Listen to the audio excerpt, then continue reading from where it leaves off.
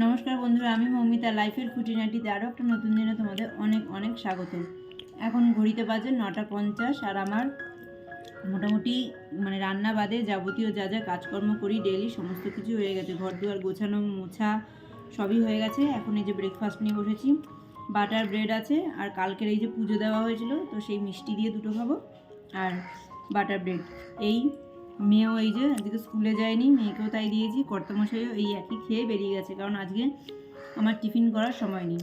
কারণ হচ্ছে কালকে রাত্রে প্রায় 9:30 10টা হবে, 10টার ওপরে হবে।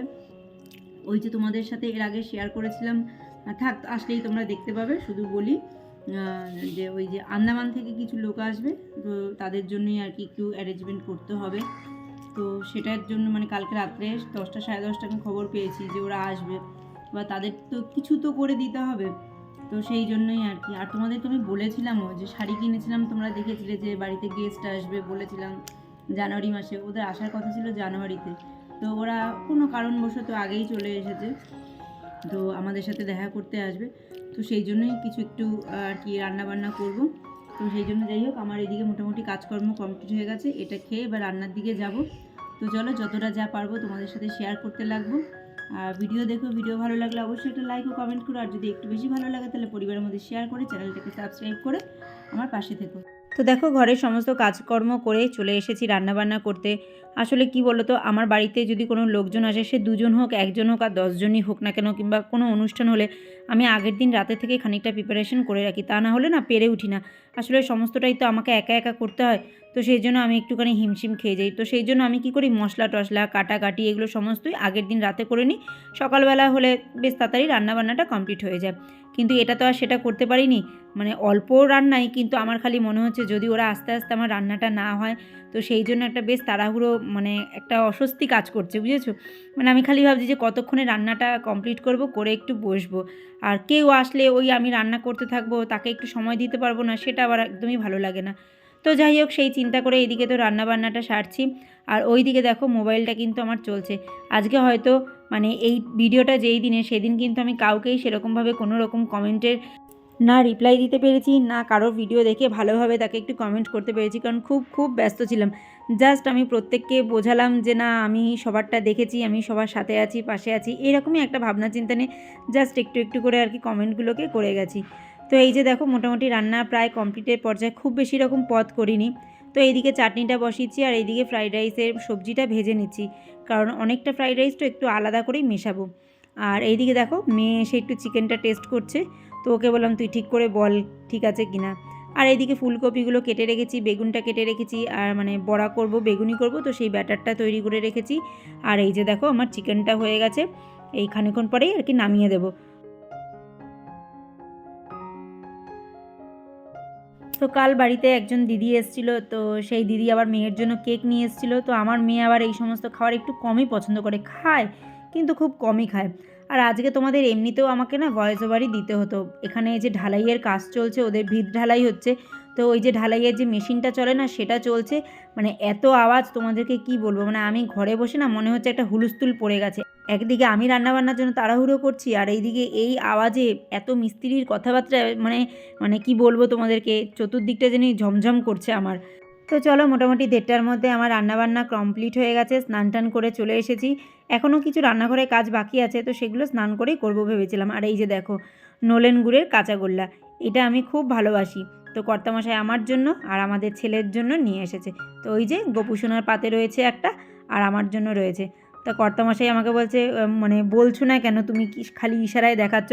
আমি তাই বলছি, এখন যদি বলতে যাই, নয় কপিরাইট খাবো, আর নয় সবাই খালি মিস্ত্রিদের চিৎকার চেঁচামেচিই শুনবে, কারণ ঘরে গান চলছে আর ওইদিকে মিস্ত্রিদের চিৎকার চেঁচামেচি আর মেশিনের আওয়াজ। তো এই যে দেখো, রান্নাঘরে কিছু কাজ বাকি ছিল বলতে, আজকে না আমি একটু অন্যরকম করেই ফ্রাইড রাইসটা করেছি। আসলে সবজিগুলোকে আলাদা ভেজে নিয়েছি, ভাতটা আগে রেডি করে নিয়েছি, তারপরে ওগুলোকে মিক্সড করব। আসলে আমার তো দুটো কড়াই, আর আজকে একটা কড়াইতে চিকেনটা করেছে, আর একটা কড়াই না একদম আটকা পড়ে রয়েছে, তো সেই জন্য নাড়িয়ে চাড়িয়ে আর করতে পারিনি। তো এইভাবে তো অনেক রকম অনুষ্ঠান বাড়িতে করতে দেখি, যে আলাদা করে সমস্ত কিছু একসাথে মিশিয়ে ঘি টি দিয়ে তারপরে আর কি মিক্সড করে। তো সেই জন্য আমি ভাবলাম চলো আজকে আমিও এইভাবেই ট্রাই করি। তো সেই জন্য ওইভাবে করলাম। এবার যেহেতু এটাকে একটু ঝাঁকিয়ে নাড়াতে হবে, তো কর্তামশাইকে বললাম তুমি একটু হেল্প করে দাও, দুভাগে আমি করে দিচ্ছি, তো এবার তুমি একটু ধরে মানে ঝাঁকিয়ে দাও, তাহলে সুবিধা হবে। তো সেই জন্য এই যে গামলায় খানিকটাকে আলাদা করে নিয়েছি, আর ওই যে দেখো বাটিতে সবজি আছে, তো সেই সবজিটা এই হাঁড়িটার মধ্যে দিয়ে খানিকটা করে নেব। আমি একবারে একটু মানে বেশি করেই ফ্রাইড রাইসটা করেছিলাম, যাতে রাত্রেবেলাও আমাদের হয়ে যায়, কারণ মেয়ে খেতে ভালোবাসে, আর যেহেতু চিকেনটা আছে তো চিকেন দিয়ে রাতেরবেলা আর কি হয়ে যাবে, আর ঝামেলা থাকবে না। কারণ সারাদিন দৌড়ঝাঁপের পরে রাত্রেবেলা আর আমার আর কিছু করতেই ইচ্ছা থাকবে না, সেই এনার্জিটাই পাবো না যে আমাকে আবার রান্নাঘরে গিয়ে রান্না করতে হবে। আর এমনিতেই আমার বিকেলের পরে রান্নাঘরে গিয়ে রান্না করতে জানি একটা মানে অ্যালার্জি আর কি বলতে পারো, মানে ভীষণ বিরক্ত লাগে ওই ব্যাপারটা আমার। তো যাই হোক, এদিকে তো এখানে ফ্রাইড রাইসটা রেডি হচ্ছে, আর ওইদিকে আমি স্যালাডটা কেটে নেব। এই ছোটো ছোটো কাজগুলোই বাকি ছিল। এখন প্রায় 1:45 মতো বাজে, মানে ওরা তো এখনও আসেনি, তো ভাবলাম চলো এদিকে আমি এই সমস্তগুলো রেডি করি, আর বড়াগুলো ওরা যখন আসবে তখনই আর কি গরম গরম ভেজে এর সাথে দিয়ে দেবো। আর দেখো কর্তামশাই কতটা ঘি এর মধ্যে দিয়ে দিয়েছে, আমি যে এতটা ঘি লাগতো না, পড়ে গেছে আর কি করা যাবে।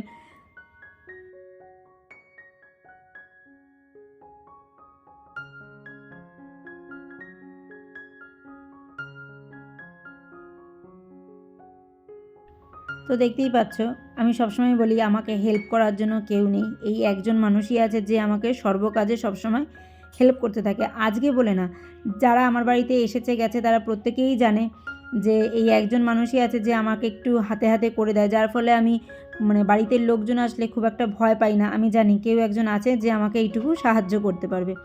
তো এবার আমি এখানে দাঁড়ালাম স্যালাডটা কাটতে, কিন্তু ওইদিকে আমার মেয়ে আবার তাড়া দিচ্ছে যে তার খিদে পেয়ে গেছে, কারণ তার তো আবার পড়া আছে।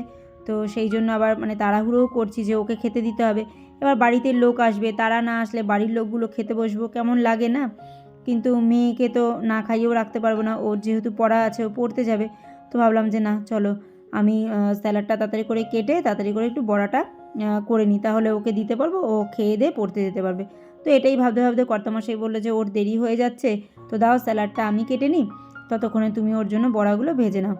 তো এই আর কি, এইভাবেই আর কি দুজনে হাতে হাত মিলিয়ে আমরা আমাদের সংসারের সমস্ত রকম কাজকর্ম করে জীবনের প্রতিটা দিন কাটাচ্ছি।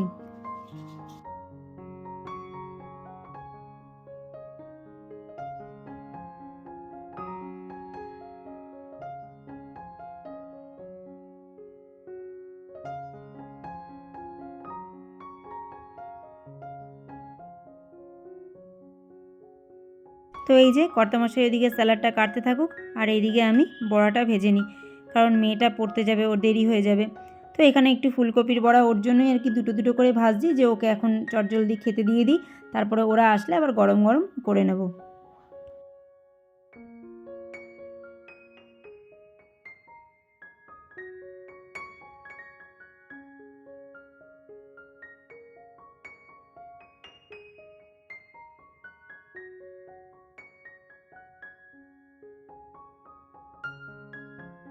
খুব বেশি সুন্দর করে বেগুনি টেগুনি করতে জানি না, তাও আর কি একটু ট্রাই করি, কারণ ফ্রাইড রাইস দিয়ে বেগুনিটা খেতে না ভীষণ ভালো লাগে, আমার নিজেরই ভালো লাগে। তো সেই জন্য আর কি একটুখানি ভাবলাম চলো বেগুনটা আর কি বেগুনি করে নিই। তো এই যে দেখো কী কী রান্না করেছি।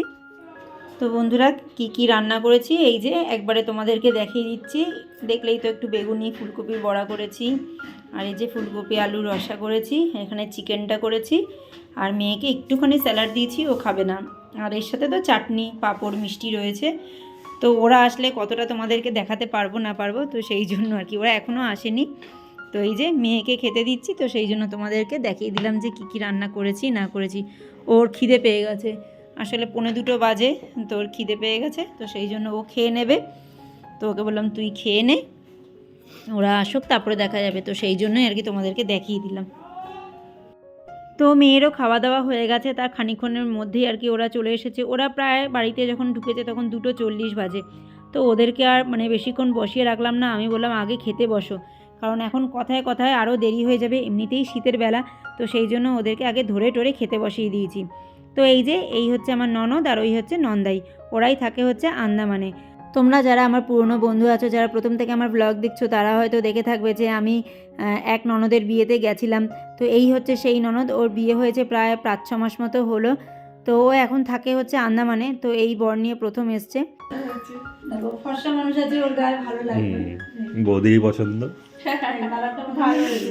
আমি দেখো খুব দামি দিতে পারি না, আমার ভালো লেগেছে, খুব সুন্দর হয়েছে, ভালো হয়েছে। আর এই তো তোমার বল আবার বরের জন্য কিনেছে কোনো আমার দাদা নিয়ে এসছে, এটা তাও আজকে গিয়ে নিয়ে এসছে। এটা এখানে একটু এখানে পরে ফেলতে মানে পড়তে বলবো আর। এটা এখানে একটু মানে গরমের মধ্যে আছে তো, এটা মাংস আসুক তারপরে ভালো হয়েছে। আবার এত কিছু কেনার দরকারই ছিল না। এই যে ওই যে ভ্লগে আসবে, আসে না আসো আসো আসো আসো, গিফট গিফট এই যে এসছো তাই গিফট গিফট এগুলো প্রাইজ দেওয়া হয়েছে, খাওয়া দাওয়া করে এবার প্রাইজ। ভালো হয়েছে, ভালো হয়েছে। এই পছন্দ এগুলো কোনো দরকার ছিল না কেনার। দুধ খুব সুন্দর হয়েছে, খুব সুন্দর হয়েছে। এই যাবে টাবে পড়ো। হ্যাঁ হ্যাঁ, পরবো পরবো। শাড়ি তো আমি আমারই নিয়ে এসেছি, ও তো কিছুই আনিনি। দুটো প্যান্ট নিয়েছি জিন্সের, আর দুটো ট্রাউজার নিয়ে এসেছি, আর হচ্ছে কি তোমার দুটো শার্ট, দুটো গেঞ্জি এরকম নিয়ে এসেছি, কিচ্ছু আনিনি। তারপর এখানে কেনাকাটা করে নেবে, এখান থেকে নিয়ে যাবে। মানুষের হাতে এখন সময়ের বড় অভাব, তো সেই জন্য যতটুকু সময় পাবে আনন্দ করে হাসি ঠাট্টা করে কাটিয়ে দেওয়ারই চেষ্টা করবে। তো দেখো এখন সন্ধে হয়ে গেছে, ওরা এখন বাড়ির দিকে রওনা দেবে। হাঁপিয়ে হাঁপিয়ে ঘুরছি, দেখাচ্ছি সব কিছু। ফ্ল্যাটটা দেখে খুব পছন্দ। ও আর দুদিন থাকতে পারলে আমাদের এখানে আরো ভালো ভালো জিনিস মেলা টেলাগুলো হতো, দেখতে পারতো। এখানে সঙ্গীত মেলা আরো খুব সুন্দর সুন্দর মেলাতে এসে আসবে। ভালো লেগে গেছে, বই মেলাতে এসে। সেই আমাদের এখানের বইমেলা, কলকাতা বইমেলা তো এখনো শুরু হয়নি, ওটা তার কদিন পরে হবে। এই বই মেলা আমাদের পানিহাটি পানিহাটি দারুণ হচ্ছে মেলাটা। ও তো ঘুরে কালকে কি খাবো কি কিনবো কিছুই বুঝতে পারছে না, এত সুন্দর মেলা। এই সাবধানে যেও কিন্তু রিঙ্কি, ভিড় হলে একটু দাঁড়িয়ে যেও, ফাঁকা ট্রেনে যেও। এসো কিন্তু, হ্যাঁ আবার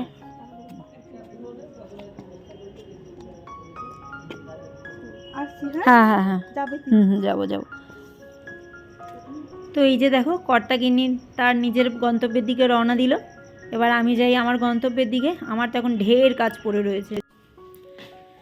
তো বন্ধুরা, আজকে সকাল থেকে তো একটু তোমাদের সামনে আসার সুযোগই পাইনি, মানে আসলে অনেকটা মানে কাল অনেকটা রাত্রেবেলা জেনেছি তো, আর আজকে সকালবেলা উঠে তাড়াহুড়ো করে করতে করতে তো বুঝতেই পারছো সময় তো লাগেই। তো যাই হোক, এখন দেখো এখন এইগুলো সারবো রান্নাঘরের, এই যে এই হালাত, এই বাসন কোসনগুলো মাঝি, কারণ এতক্ষণ বসে তো একটু গল্প গুজব করেছি। তো যেটা হয় মানুষের বাড়িতে আসলে একটু গল্প করতে ভালো লাগে। আর কি বলো তো, আমি সবসময় চেষ্টা করি কেউ আমার মধ্যে হাঁপাচ্ছি, মানে আমার বাড়িতে কেউ আসলে আমি রান্নাবান্না একদম কমপ্লিট করে রেখে দিই, যাতে তার সাথে একটু বসে সময় কাটাতে পারি। তো সেই জন্য রান্নাবান্না তো মোটামুটি কমপ্লিটই ছিল। তো এখন এই বাসন টাসনগুলো মাজলে একটুখানি হালকা হই, তারপরে গিয়ে মেয়ে তো পড়তে গেছে, মেয়ে আসুক, তারপরে দেখবো রাতে কি করি না করি, যা আছে মোটামুটি তাই দিয়ে হয়ে যাবে। তো সেই আর কি। তো বন্ধুরা, এখন বাজে হচ্ছে 11:15, আর সত্যি বলতে ভিডিওটা যে শেষ করব মানে ভুলেই গেছি আমি, রীতিমতো ঘুমিয়েই পড়েছিলাম। ওই ঘরে টিভি দেখতে দেখতে একটু মানে ঘুম ঘুম আর কি চোখটা লেগে এসেছিলো। তো চলো আজকের পর্ব এতটুকুই, আবার দেখা হবে নতুন এক পর্ব নিয়ে। তোমরা সবাই ভালো থেকো, সুস্থ থেকো, সাবধানে থেকো।